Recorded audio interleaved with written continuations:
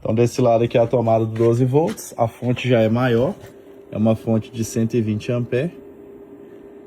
Ela vai fazer a mesma coisa, ela vai subir até 14.4. E depois ela vai acender também a luz aqui full charge, quando tiver 100% carregado. Essa aqui já está configurada para a amperagem da bateria de 12 volts. Como a bateria também não está tão baixa, rapidinho ela já pegou os 14.4, tá vendo? Corrente 007, 005. Perigoso, ela já dá a carga completa aqui bem rápido também.